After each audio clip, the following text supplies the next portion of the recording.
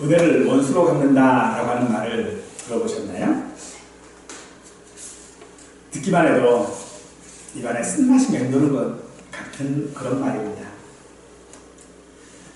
그럼에도 이 말은 우리 삶 가운데서 정말로 정확하게 가운데를 찌르는 그런 말일 것입니다.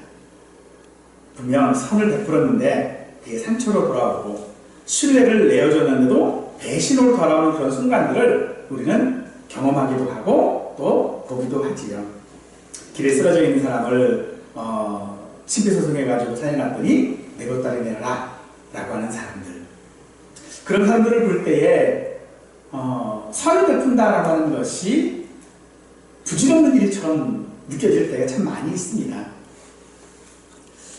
그런 일들을 당하면 분명 우리는 그것이 옳다라고 하는 것을 분명히 알고 있음에도 불구하고 한순간에 그런 것들이 아무것도 아닌 것 같은 자리로 떨어지는 것 같을 것입니다.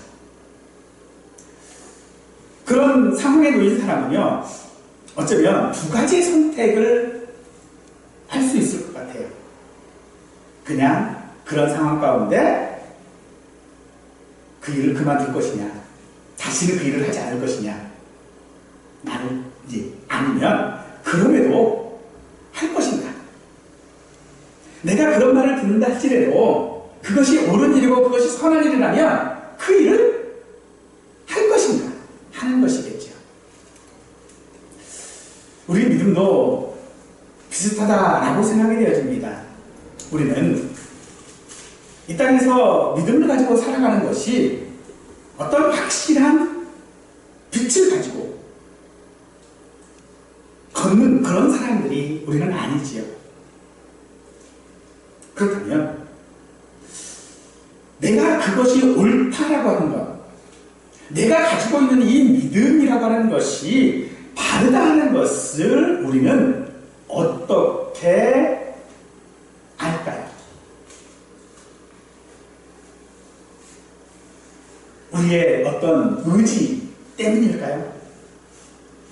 아니면 내가 하는 죽을 각오일까요? 아닙니다. 우리가 그것이 옳은 일이고 그것이 믿음의 길이다라고 하는 것을 붙드는 것은 우리를 향하신 하나님의 은혜입니다. 믿음은 우리의 내면에서 끌어올려지는 어떤 힘이 아니라 하나님께서 우리를 붙드셔서 세우시는 역사가 믿음인 줄 믿으시기 바랍니다. 우리는 하나님의 은혜라고 하는 것을 단지 어떤 내가 가지고 있는 죄의 문제들로만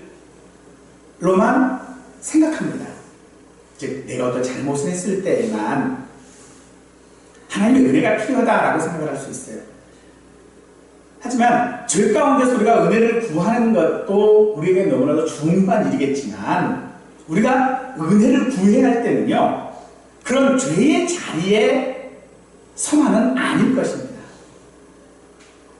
사람의 배신이 있을 때에, 사람들의 이유 없는 공격이 내 삶을 흔들 때에, 더 이상 어떤 사람에게도 어떤 도움도 기대할 수 없을 그때에 우리가 하나님의 은혜를 구해야 할 때일 것입니다.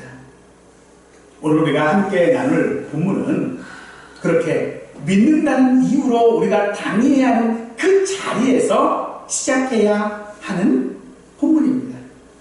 그러나 단지 그렇게 시작했다라고 하는 것으로 끝나지 않습니다. 하나님께서 일으키시고 하나님 앞에 세우는 자리로 우리가 나아가야 한다고 본문은 말하고 있습니다. 하나님 앞에 세워지는 사람은 그 믿음이 무너지지 않는 사람이 되는 것이 아닙니다. 무너진 자리에서라도, 쓰러진 자리에서라도 하나님께 시선을 올리고 하나님께서 일으켜 세우시는 사람, 바로 그 사람이 믿음의 사람일 것입니다. 오늘 말씀을 통해 우리의 삶 속에서 하나님께서 어떻게 우리를 세우시는지 함께 살펴볼 수 있기를 원합니다. 사람이 무너지는 순간이 언제입니까? 몸이 갑작스럽게 아플 때에, 어떤 불치병이 내게서 발견되었을 때, 물론 사람은 견디기 어렵습니다. 내가 지금까지 어떻게 해왔는데, 한순간에 무너질 수도 있겠지요. 그러나 그보다도 더 사람을 무너지게 만드는 순간은요, 내가 믿었던 사람에게 버림받았다라는 것, 그 사실일 것입니다. 그때 그 마음은요, 내 삶의 전부를 흔들어버립니다. 함께 웃고 웃었던 사람, 내 모든 고통들, 내 마음을 알아줄 것 같았던 사람, 아니 내 마음을 다 까뒤집어서 보여주었던 사람인데, 그 사람이 나를 배신할 때에 정말 그 고통은 칼날같이 우리의 마음을 후벼 팔 것입니다. 오늘 우리가 살펴볼 20편, 41편은요, 그래서 승리의 노래가 아닙니다. 병상 위에서 숨이 가빠지는 그 자리에서 삶과 죽음의 경계선에 서 있는 한 사람의 기도입니다. 즉, 자신이 무너질 수밖에 없는 그 순간에 드렸던 기도이다라는 것입니다. 다윗은 육신의 연약함 속에 놓여 있었고, 그의 원수들은 그 틈을 놓치지 않고 이제는 끝났어, 너는 이제 일어나지 못할 것이다 라고 하는 속삭임을 그림자처럼 그를 둘러서 말합니다. 마치 어둠이 다윗의 그 삶을 삼키려는 듯한 그런 순간들이었습니다. 다윗을 더욱 깊이 무너뜨릴 수 있는 것들은 그런 원수들의 조롱만은 결코 아니었을 것입니다. 가장 가까웠던 사람, 함께 밥을 먹던 친구가 틈을 돌렸습니다. 배신했습니다. 그 상황을 지금 말하고 있는데, 이것은 단지 다윗이 힘든 상황이나 어떤 삶의 위기 가운데 처했다라고 하는 것을 말하고 있는 것은 아닙니다. 그보다 더 다윗의 삶의 기반이 무너졌다라고 하는 것을 말하고 있는 것입니다. 그의 인생이 뿌리채 뽑혔다라고 하는 것을 말한다고 할 수 있을 것입니다. 그의 인생에서 모든 사람이 떠나버렸습니다. 그 자리에서 다윗은 누구를 붙들 수 있겠습니까? 그 자리에서 우리가 붙들 수 있는 사람이 과연 있겠습니까? 다윗은 사람을 붙들지 않았습니다. 다윗은 상황을 붙들지도 않았습니다. 그는 자기의 눈을 들어 하늘을 올려봅니다. 아무도 도와줄 수 없는 그 자리, 고립의 심연 속에서 기도마저 꺼져가는 작은 등불처럼 보이는 그때에 다윗은 눈을 들어 하나님을 본 것입니다. 이것이 바로 오늘 시편 41편의 내용입니다. 병든 몸보다 더 아픈 관계들, 원수의 공격보다 더 깊은 배신, 그리고 철저히 혼자 남는 것 같은 그런 고립의 자리, 그 자리에서 다윗은 무너지지 않았습니다. 오히려 그는 기도합니다. 그 무너질 수밖에 없는 그 자리에서 그는 믿음의 문을 두드리고 있는 것입니다. 이 사실을 가장 잘 말해주고 있는 것이 시편 41편 1절의 첫 단어입니다. 복이 있다라고 하는 말입니다. 행복하다 라고 하는 선언입니다. 참 아이러니하죠? 어떻게 이런 상황에서 배신받고 원수들이 조롱하고 절대로 일어설지 못할 상황 가운데 놓여져 있는 그 상황을 다윗은 지금요 복이라고 말하고 있다는 것입니다. 우리가 사실 믿음이 없을 때는요 원수들이 뭐라고 해도 그래서 별로 개의치를 않아요. 근데 내가 좀 믿음이 조금 쌓이잖아요? 그럼 누군가가 옆에서 야, 너 교회 다니는 사람이 그러면 돼? 그러면요 어때요? 얼마나 마음이 찌릿한지 몰라요. 근데 믿음이 없으면 안 찔려요. 뭐 어때서 그렇게 뭐 그냥 그러고 가야겠지요.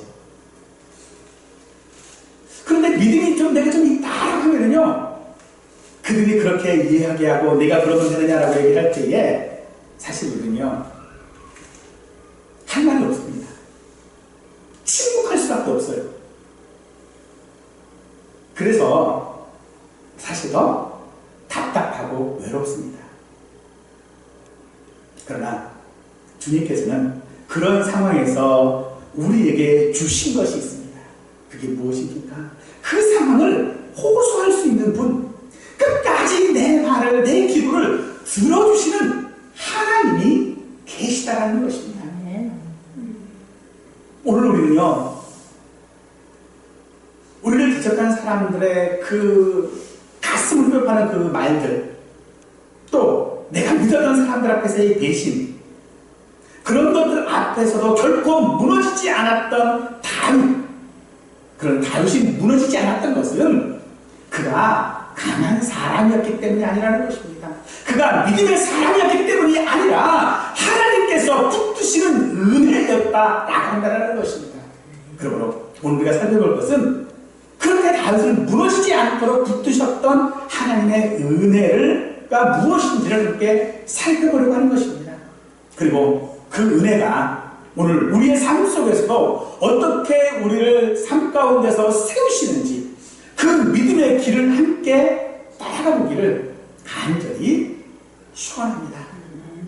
10절은 그러하오니 주 여호와여 내게 은혜를 베푸시고 나를 일으키사 내가 그들에게 보응하게 하소서 라고 하고 있습니다. 그러하오니로 시작하고 있지요. 마치 어둠 속에서요 등대 불빛 같습니다. 그러하오니라고 하는 그 앞에 어떤 상황입니까? 원수들이 배반한 상태, 원수들이 나를 조롱하는 상태예요. 내가 지금 무너지기 직전인 상태예요. 내가 병들어서 지금 죽을 지경이에요. 사람들이 나를 배신했어요. 그러하오니 그 상황 모든 상황 가운데를 지금 말하고 있는 것입니다. 그런데 그러하오니 그 상황 가운데서 마치 등대의 불빛같이 우리를 향하여 있는 하나의 방향들이 있어요. 사람들은 분명 그 상황 가운데 무너진 쪽으로 기울 수밖에 없습니다. 그럼 모든 상황들을 종합해 보니 너는 이제 끝났어 라고 할 수밖에 없는 그런 상황입니다. 병들었고 배신당했고 그럼에도 불구하고 다윗은 그런 분위기에 자기를 지금 자기의 삶을 맡기고 있지 않다는 것입니다. 그러므로 이 그러하오니라고 하는 것은 상황이 아닙니다. 이것은 하나님을 향한 방향의 전환이라는 것입니다. 어두운 바닷가에서 어두운 그런 방황을 그런 파도가 치는 그 바다에서 방향을 잡을 수 없을 그때에 등대의 불빛은 배의 방향을 잡게 하죠. 그것처럼 바로 이 그러하오니라고 하는 말은요 우리가 하나님께 방향을 전환해야 한다라고 말하고 있는 것입니다. 다윗이 가지고 있는 그 믿음은 현실을 부정하는 것이 아니었습니다. 다윗은 자신의 병을 부인하지 않았습니다. 배신당한 사실에도 외면하지 않았습니다. 그러나 그런 현실 한가운데서 그는 그러하오니라고 하며 그 절망을 인정하면서도 그 절망이 전부가 이것이 다윗이 가졌던 믿음입니다. 현실을 넘어서는 상상이 아닙니다. 현실 위에 하나님을 바라보는 것이다 라고 할 것입니다. 그래서 다윗의 기도는요, 사실 단순합니다. 길지 않습니다. 설명이 많지는 않습니다. 주 여호와여 내게 은혜를 주소서, 이 한마디입니다. 자신의 은혜를 내세우지도 않습니다. 자신의 억울함을 조목조목 따지지도 않습니다. 마치 성전 한 구석에서 가슴을 치면서 기도했던 세리처럼 말입니다.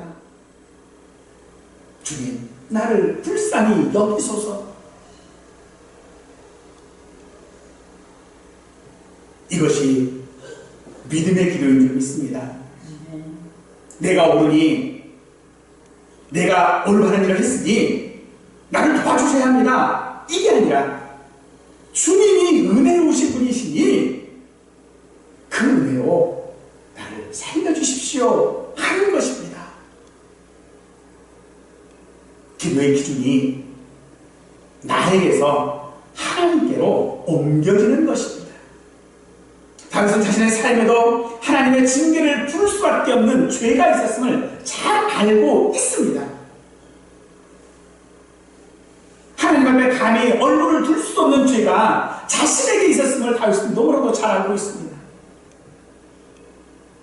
그럼에도 다윗은 물러서지 않고 하나님께 기도합니다. 왜입니까?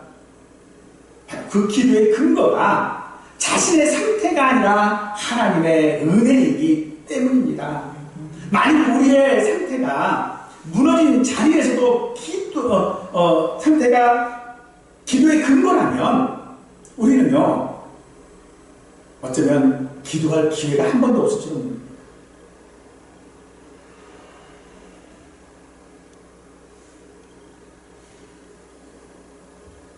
그러나 하나님의 은혜가 근거이기 때문에 우리는 내가 무너진 자리,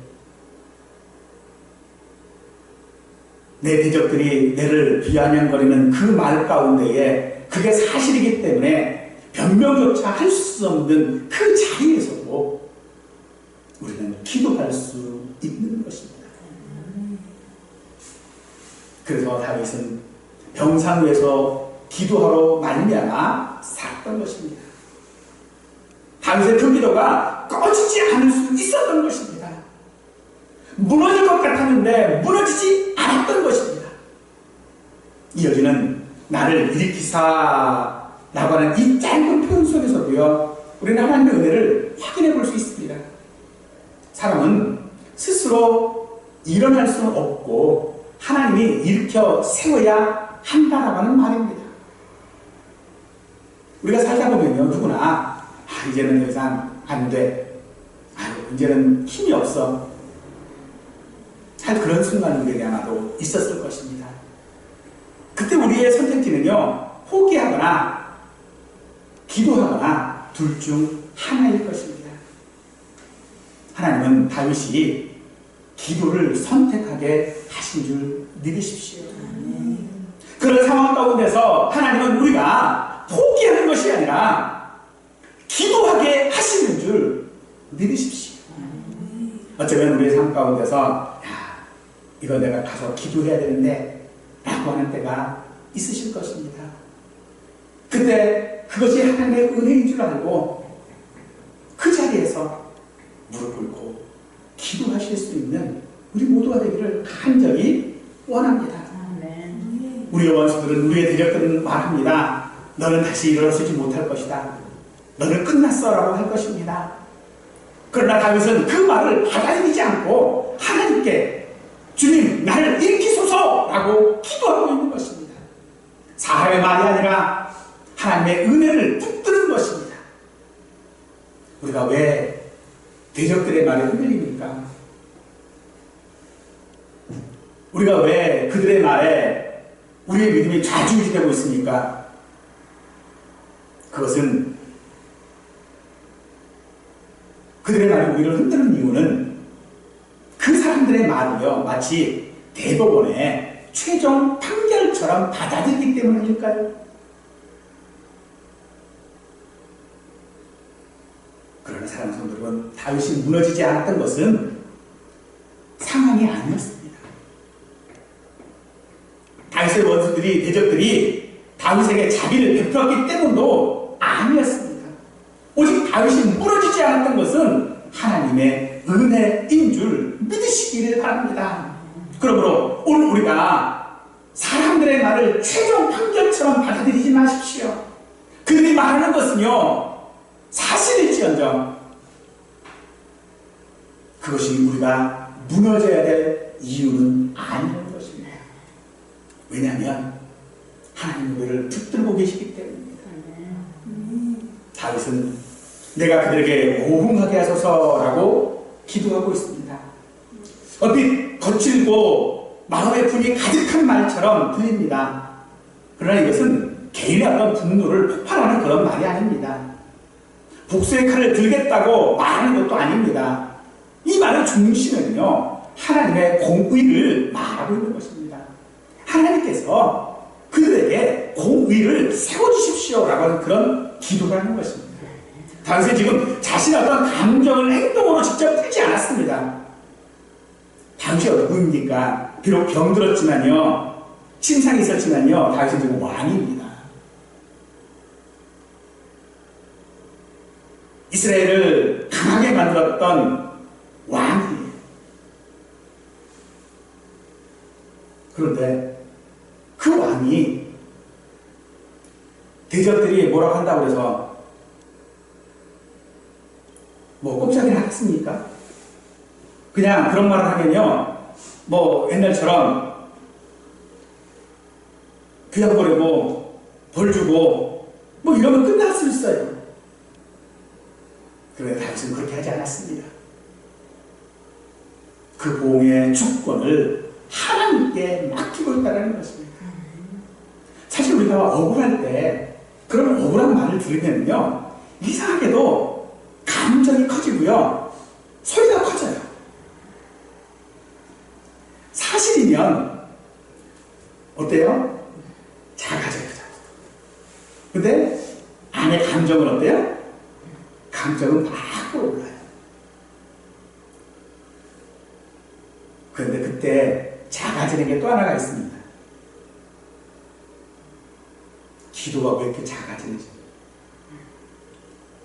그런 억울한 일을 당하면 기도를 안 합니다. 그렇다면 그렇게 우리가 억울한 일을 통해서 내 감정이 끌어오르는 그때에 어떻게 내 감정을 차분하게 할 수 있습니까? 그것은 기도밖에 방법이 없는 줄 믿으시기 바랍니다. 그래서 우리의 기도는요, 하나님 이거 문제 해결해 주십시오 라고 하는 데서 머무르면 안 됩니다. 이것을 넘어서 하나님 나를 불쌍히 여겨 주십시오 라고 하는 자리로 우리는 나가야 하는 것이 우리의 기도인 줄 믿습니다.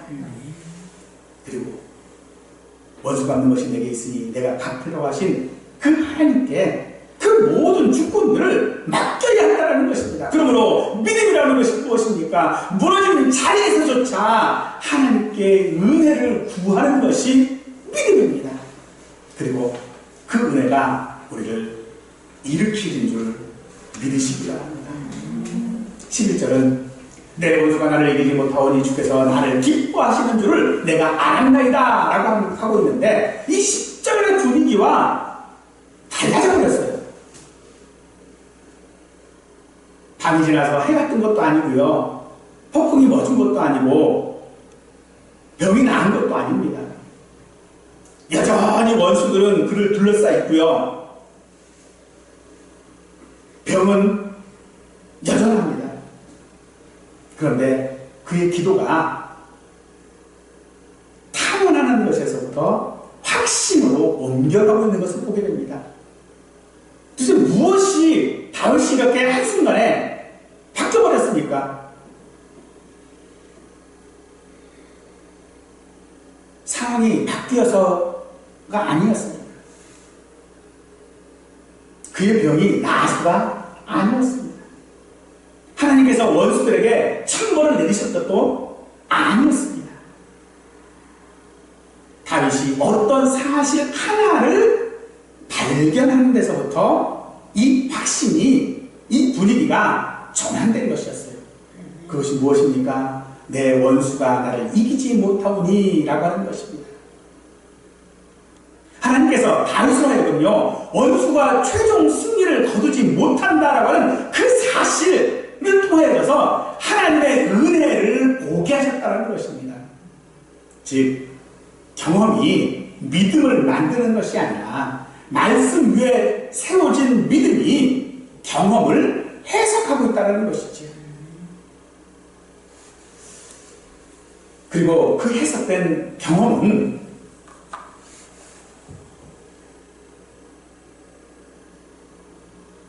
믿음을 단단하게 만듭니다. 다윗은 자신의 그 상황을 보고 하나님이 어떤 분인지를 판단하지 않습니다. 다윗은 이미 하나님이 어떤 분인지를 알기 때문에 자신의 그 상황 속에서 하나님이 어떤 분인 것을 보고 있는 것입니다. 그래서 자기를 기뻐하신다라고 말하고 있는데, 이것은 어떤 순간적인 감정이나 오르락내리락 하는 그런 기분이 아니라 하나님께서 우리를 향해 가지신 은혜이기 때문이라고 말하는 것입니다. 사람들은 말합니다. 하나님이 너를 보냈다. 믿음이 무슨 소용이냐? 믿는다고 뭐가 생기느냐? 라고 말합니다. 그러나 다윗은 하나님이 나를 기뻐하신다라고 지금 말하고 있는 것입니다.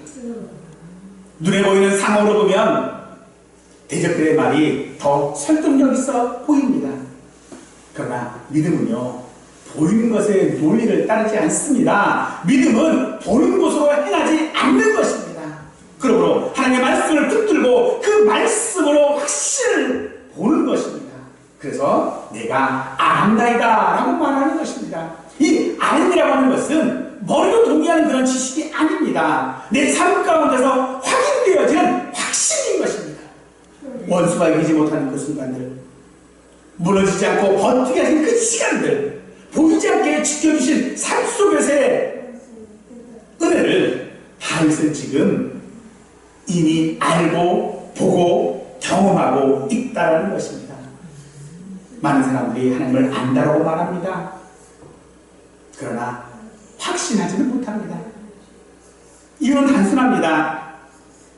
믿음을 경험으로 확인해보지 못했기 때문입니다. 하나님이 막아주신 순간들, 하나님이 지켜주신 순간들, 살려주신 순간들을 그냥 지나쳐 버리기 때문입니다. 그러나 믿음의 눈으로 보면 그 모든 순간은 하나의 문장으로 이어지죠. 바로 하나님이 나를 기뻐하신다라고 하는 것입니다. 그래서 시바냐 3장 17절 말씀은 그가 너로 말미암아 기쁨을 이기지 못하며 너를 잠잠히 사랑하시며 너로 말미암아 즐거이 부르며 기뻐하시리라 라고 하시는 겁니다. 하나님이 우리를 향한 그 기쁨은 억누르지 못한다라고 하는 이 표현은 하나님의 은혜가 얼마나 깊고 실제적인 건지를 우리에게 말씀하고 있습니다. 이런 경험은요, 우리가 믿음의 기초를 가지는 것이 아니라 우리의 믿음을 확증해 주는 것일 것입니다. 만일 하나님의 은혜가 잘 느껴지지 않는다면 그것은 하나님의 은혜가 사라졌기 때문이 아닙니다. 우리의 눈이 경험 때문에, 상황 때문에 흔들리고 있다는 것입니다. 그래서 우리는요, 이미 나에게 주어진 말씀, 이미 내가 받은 그 은혜 위에 우리는 서야 하는 것입니다. 그 위에 우리가 서면 삶의 모든 장면들이 바뀔 것입니다. 문제가 사시는 것이 아니라 그 문제에 대한 해석이 달라지는 것입니다. 인생의 위기와 문제 앞에 우리의 수준은 어떻습니까? 하나님이 나를 사랑하신다라고 하는 그 정보만 가지고 있습니까? 아니면 하나님이 나를 기뻐하신다라는 그 확신 위에서 문제를 바라보고 계십니까? 우리는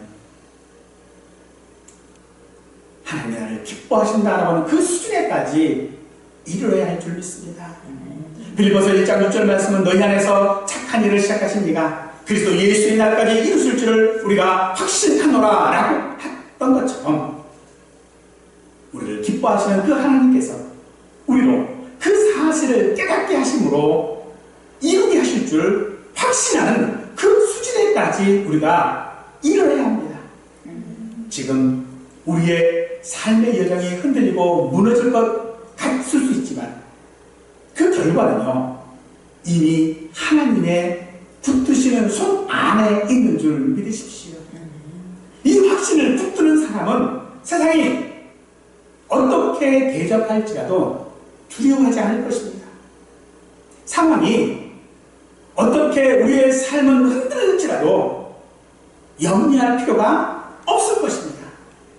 왜냐하면 하나님이 나를 기뻐하신다라고 하는 가장 중요한 그 사실을 알고로서 내 삶을 붙들고 계시다는 확신이 있기 때문일 것입니다. 하나님은 기뻐하는 자에게 좋은 것을 아끼지 아니하십니다. 심지어 그 기뻐하는 자를 위하여 독생하신 자 예수님을 우리에게 내어주셨습니다. 그렇다면 그 하나님이 지금 우리의 삶을 외면하시겠습니까? 때로 하나님은 우리가 공경을 지나도록 하실 수도 있습니다. 그러나 그것은 하나님이 은혜가 없으셔서 그러시는 것이 아니라 하나님의 그 은혜를 더 선명하게 드러내기 위함인 줄 믿으십시오.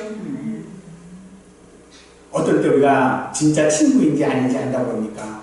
어려움에 처했을 때에 안다라고 그러죠. 하나님의 은혜는요, 우리 스스로 어쩔 수 없는 자리에서 가장 또렷하게 빛날 줄 믿습니다. 그러므로 믿음이란 상황이 아니라 하나님의 은혜를 기준으로 모든 내 인생의 삶의 문제들을 해석하는 것인 줄 믿으시기 바랍니다. 12절에서 주께서 나를 온전한 중에 붙드시고 영원히 주 앞에 세우시나이다 라고 합니다. 여기에서 주어는요, 나가 아니라 주께서입니다. 붙드시는 분도 하나님이시고 세우시는 분도 하나님이시라는 것입니다. 우리 삶의 그 믿음의 여정은 하나님을 꽉 붙드는 이야기가 아니라 하나님이 우리를 놓지 않으셨다라고 하는 이야기인 것입니다. 이 붙드심은 순간적인 어떤 도움이나 일회성 구조가 아니라 계속되어지는 손길입니다. 한 번 잡고 마는 것이 아니라 끝까지 놓지 않으시는 손입니다. 우리가 흔들 때마다 중심을 잡아주시는 보이지 않으시는 그러나 확실한 손이라는 말입니다. 우리는 내가 더 붙들어야 한다, 내가 더 기도해야 된다, 내가 더 잘해야 한다, 내가 더 열심히 해야 한다라고 합니다. 물론 우리가 기도하고 말씀 읽고 묵상하고 예배하고 하는 거 너무나도 귀하고 중요한 은혜의 통로인 것은 분명합니다. 그러나 우리의 믿음이 여기까지 올 수 있었던 이유는 우리가 그렇게 기도했고 말씀을 묵상했고 예배했고 우리가 그렇게 열심히 했기 때문이 아니라 하나님께서 우리를 붙드셨기 때문인 줄 믿으십시오. 우리가 하나님의 손을 놔도요, 하나님은 우리의 손을 놓지 않으신 줄 믿으시기를 바랍니다. 그러므로 나를 온전한 중에 라고 이 표현도 우리가 오해하면 안 됩니다. 이것은 내가 완전했기 때문이네 라고 하는 것이 아닙니다. 완전함의 상태 가운데서 라고 하는 그런 의미인데, 이것은 우리가 어떤 것들을 완전한 상태였기 때문에 하나님이 나를 도우셨다고 하는 것이 아니라, 내가 완전한 상태였기 때문에 하나님이 나를 붙으셨다는 것이 아니라 그 완전한 상태 가운데로 나를 인도하신다는 것이 말입니다. 다윗은요, 그러기에 대적들의 공격에도 비아냥거림에도 자신의 그 병든 속에서의 그 육체의 고통 속에서도 하나님을 떠나지 않을 수 있었던 것입니다. 그런데 그 인내조차 하나님이 붙드신 결과인 줄 믿으십시오. 그것은 우리의 공로가 아니라 하나님의 은혜에 대한 말이라는 것입니다. 우리가 여기까지 어떻게 왔습니까? 어떻게 지금까지 살아오셨습니까? 한 번도 넘어지지 않았기 때문이 아닙니다. 넘어질 때마다 하나님이 붙드셨기 때문에 여기까지 온 것입니다. 우리에게는 포기하려는 순간이 있습니다.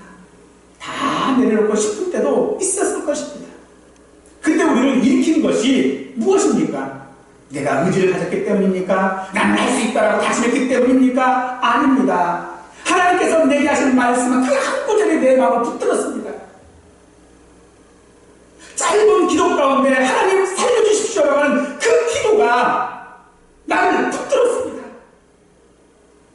그리고 함께 시간 생활하는 사람들의 한마디 위로의 말, 그 한 번의 손길이 오늘 우리를 이 자리에 있게 한 것 아닙니까? 그리고 그 모든 장면들 뒤에는 하나님의 붙드시는 은혜가 있었던 줄 믿으시기 바랍니다. 다윗은 마지막으로 주 앞에 세우시나이다 라고 기도를 마무리합니다. 주 앞이란 어떤 장소에 서 있다라고 하는 그런 뜻이 아닙니다. 하나님의 얼굴 앞에, 하나님의 시선 안에 서 있다라고 하는 그런 뜻입니다. 하나님이 우리를 바라보고 계시고 우리는 하나님의 그 얼굴 앞에서 사랑한다라고 하는 그런 말입니다. 우리는 스스로 서 있는 존재가 아닙니다. 하나님께 붙들려 있는 존재인 줄 믿으십시오. 우리가 넘어지지 않는 이유는 우리가 강해서가 아니라 하나님이 놓지 않으셨기 때문입니다. 그래서 우리의 믿음의 기준은요, 내가 얼마나 잘했느냐가 아니라 나의 시선이 내가 어디를 향해 있느냐 나야 할 것입니다. 우리의 시선이 하나님을 향해 서 있다면 이미 그 자체가 은혜일 것입니다. 우리는 버티는 인생이 아닙니다. 이를 악물고 견디는 사람이 아니라 보이지 아니하시는 손에 붙들려 사는 인생인 줄 믿으시기 바랍니다. 그러므로 흔들리지만 우리는 끊어지지 않습니다. 넘어질 듯 보이지만 무너지지 않습니다. 하나님이 우리를 붙들고 계시기 때문입니다. 그리고 그 붙드심은 오늘도 우리의 삶 가운데 계속되고 있음을 믿으시기 바랍니다. 세상은 우리를 향하여 너는 끝났어 라고 칼날처럼 우리의 마음을 파고들 것입니다. 때로 사람들이 그렇게 말하기도 합니다. 때로 우리의 상황이 그렇게 말하기도 할 것입니다. 심지어 나는 끝났어 라고 하는 그 말이 내 마음이 그렇게 말하기도 할 것입니다. 여기까지야. 사랑하는 성도 여러분, 그러나 믿음의 사람 성도는요, 모든 싸움에서 승리를 거두어야 성도가 아닙니다. 때로 우리가 기대하는 결과를 얻지 못할 수도 있습니다. 그러나 중요한 것은요, 우리는 패배하지 않았다는 것입니다. 우리는 무너지지 않았다는 것입니다. 하나님이 나를 버리지 아니하시고 나를 사랑하시고 나를 기뻐하신다라고 하는 그 사실. 그래서 우리는요, 결과가 아니라 하나님이 우리에게 이미 주신 그 은혜로 살아가야 하는 것입니다. 우리가 누구입니까? 성공한 사람입니까? 실패한 사람입니까? 건강한 사람입니까? 병든 사람입니까? 인정받는 사람입니까? 아니면 무시당하는 사람입니까? 어쩌면 우리의 이 모든 상황들은요, 우리를 설명할 수도 있을 것입니다. 봐라, 너는 패배했지? 네 결과가 이걸 말하고 있지 않냐? 봐라, 네가 누구에게 인정받고 있느냐? 모든 사람이 나를 지금 무시하고 있지? 내 상황을 설명하는 것은 분명하지만 내가 누구인지를 정의하는 것은 아닙니다. 내가 누구인지를 정의하는 단 하나는요, 나는 하나님 앞에 세워진 존재라는 것입니다. 나는 하나님 앞에서 살아가는 사람이라는 것입니다. 그러기에 상황이, 문제가 결코 나를 흔들 수 없습니다. 원수가 이것을 빼앗을 수 없습니다. 사람들의 배신이 이것을 무너뜨릴 수 없는 것입니다. 하나님의 붙드시는 자는요 서고, 하나님의 세우는 자는 그 얼굴 앞에 영원히 서 있다라고 하는 이 사실을 고린도후서 4장 8절과 9절은 이렇게 말씀하고 있습니다. 우리가 사방으로 우겨쌈을 당하여도 쌓이지 아니하며, 답답한 일을 당하여도 낙심하지 아니하며, 박해를 받아도 버림받지 아니하며, 거꾸로 기름을 당하여도 망하지 않는다라고 말씀하고 있습니다. 우리는 넘어질 수 있습니다. 우리는 우겨쌈을 당할 수 있습니다. 우리는요 박해받을 수 있습니다. 우리는 거꾸로 기름을 당할 수도 있습니다. 그러나 무너질 수는 없습니다. 무너지지 않습니다. 왜입니까? 하나님이 나를 붙들고 있기 때문입니다. 하나님은 우리의 상황을 먼저 바꾸시는 분이 아니라 우리를 먼저 붙드시고 우리를 일으켜 세우는 분인 줄 믿으십시오. 그리고 그 붙드심 위에 우리의 삶을 세워 가시는 분인 줄 믿으시기 바랍니다. 사람들의 말이 아무리 그럴듯하고 아무리 그것이 사실이라 할지라도 결코 결과는 아닙니다. 우리의 믿음이 흔들리지 않는 것은 아니라 흔들리는 그 자리에서 하나님께서 나를 붙들고 계시다는 사실을 잊지 않으시기 바랍니다. 그러므로 지금 우리가 지금 어떤 자리에 계십니까?